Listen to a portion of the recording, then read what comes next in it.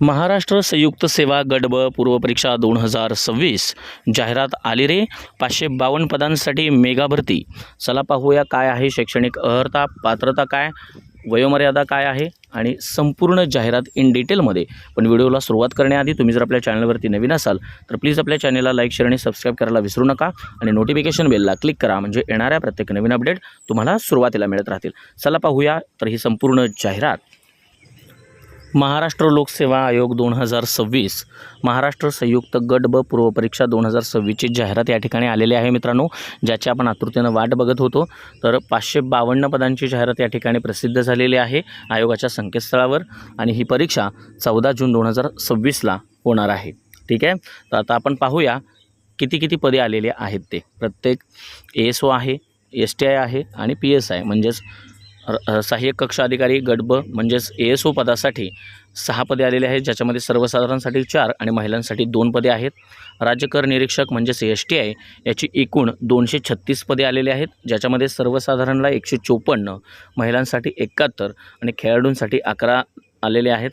त्याच्यामध्ये पोलीस उपनिरीक्षक गट ब पदांसाठी जवळपास 310 पदं आलेली आहेत, ज्याच्यामध्ये सर्वसाधारणला 201, महिलांसाठी 93 आणि खेळाडूंसाठी 16 राखीव पदे या ठिकाणी दिलेली आहेत.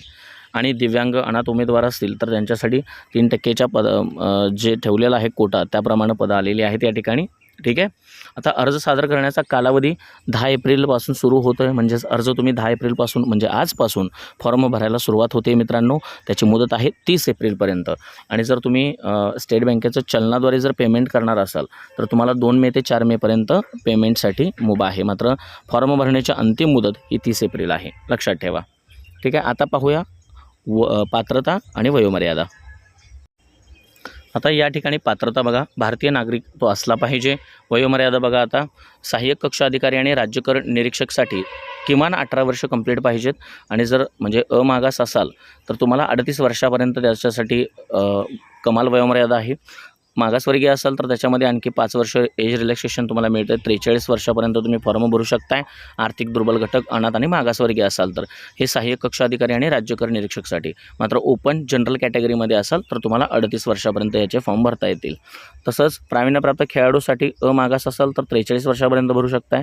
मागासवर्गीय आणि आर्थिक दुर्बल घटक असाल तरी 43 वर्षापर्यंत तुम्ही भरू शकताय. माजी सैनिक, आणीबाणी व अल्पसेवा राजधिष्ठित अधिकारी असेल तरीसुद्धा अमागाससाठी 43 आणि मागासवर्गीय आर्थिक दुर्बल घटकासाठी सुद्धा 43 आणि दिव्यांग उमेदवार असेल तर वयाच्या 45 वर्षापर्यंत सहाय्यक कक्ष अधिकारी आणि राज्यकर निरीक्षकसाठी ही वयोमर्यादा आहे.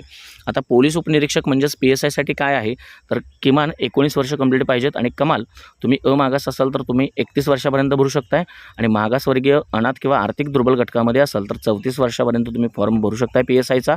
जर तुम्ही खेळाडू असाल तर पोलीस उपनिरीक्षकसाठी 36 वर्षापर्यंत तुम्ही अमागासमध्ये फॉर्म भरू शकताय. आणि जर तुम्ही कॅटेगरीमध्ये असाल तर मग तुम्ही 36 वर्षापर्यंतच प्रावीण्यप्राप्त खेळाडू असाल तरी फॉर्म भरू शकताय PSI साठी. माजी सैनिक, आणीबाणी व अल्पसेवा राजधिष्ठित अधिकारी असाल तरीसुद्धा अमागास असा किंवा मागासवर्गीय असा तुम्हाला 36च वयोमर्यादा आहे. दिव्यांग उमेदवार मात्र PSI साठी क्वालिफाय होत नाहीत, अपात्र घोषित आहेत. त्या ठिकाणी अर्हता बघा, शैक्षणिक अर्हता काय लागते. ठीक आहे, तर संविधानिक विद्यापीठाची पदवी किंवा तिच्याशी समतुल्य असणारी शासनाने घोषित केलेली इतर कोणतीही तत्सम अर्हता, म्हणजे तुम्हाला पदवी पाहिजे. त्यानंतर पदवी परीक्षेस बसलेला उमेदवार जर प्रस्तुत संयुक्त पूर्वपरीक्षेत तात्पुरता पात्र असेल, म्हणजे जर तुम्ही ॲपियर्ड असाल, आत्ता परीक्षा देत असाल 3rd इयरची, ठीक आहे, पदवीच्या, तर तुम्ही मुख्य परीक्षेचा फॉर्म भरण्याच्या अगोदरपर्यंत तुम्ही ती कंप्लीट केली असली पाहिजे पदवी. तुम्ही जर ॲपियर्ड असाल तर तुम्ही पूर्वपरीक्षेला फॉर्म भरू शकताय, मात्र मुख्य परीक्षेचा फॉर्म भरत असताना तुम्हाला ती पदवी घेणं अनिवार्य आहे. आणि तिसरं म्हणजे मराठी भाषेचं ज्ञान आवश्यक आहे. आता पोलीस उपनिरीक्षक या फक्त एका पदासाठी तुम्हाला शारीरिक पात्रता आवश्यक असते. ती काय तर पोलीस उपनिरीक्षकसाठी पुरुषांसाठी उंची 165 आहे, छाती न फुगवता 79 आहे आणि फुगवून 5 सेमी वाढवता आली पाहिजे, ती 84 होते. ठीक आहे, महिलांसाठी उंची 157 सेंटीमीटर आहे, छातीचा विषय इथं नसतो. ठीक आहे, आता हे झालं तुम्हाला वयोमर्यादा, पात्रता, अर्हता, निकष. आता निवड प्रक्रिया तुम्हाला माहिती आहे, पूर्वपरीक्षा होते, मुख्य परीक्षा होते. पोलीस उपनिरीक्षकसाठी मात्र मुलाखत आहे, बाकी ह्या 2 पदांसाठी मुलाखत नाही. ठीक आहे, आता याच्यामध्ये मुख्य परीक्षेसाठी संयुक्त पूर्वपरीक्षेसाठी बघा, तिन्हींसाठी एकच संयुक्त पूर्वपरीक्षा होते जी 100 गुणांची असते आणि मुख्य परीक्षा ही 400 गुणांची असते. ठीक आहे, ज्याच्यामध्ये आणखी PSIसाठी फक्त तुम्हाला काय असणार आहे, मुलाखत असणार. आणि PSIला जे फिजिकल क्वालिफाय असतं ते 60% म्हणजेच 100 गुणांचं फिजिकल असतं, त्याच्यामध्ये 60% गुण म्हणजेच 60 गुण तुम्हाला पाहिजेत क्वालिफाय होण्यासाठी फिजिकल, आणि त्याच्यानंतर मग तुम्हाला 40 गुणांची मुलाखत असते. याद्वारे PSIचं सिलेक्शन होत असतं. ठीक आहे. बाकीचं काय तुम्हाला ASO आणि STIला मुलाखत नाही आहे, डायरेक्ट मुख्य परीक्षा झाली की त्याच्यावरनं तुम्हाला निवड आहे.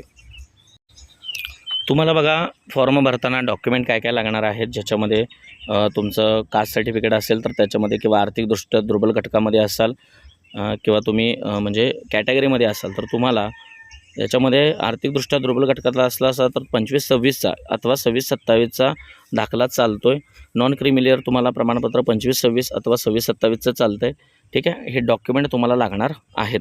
ठीक आहे, फॉर्म भरताना लक्षात ठेवा. आणि याच्या PDF तुम्हाला अपलोड करायचे आहेत 50 ते 500 KB.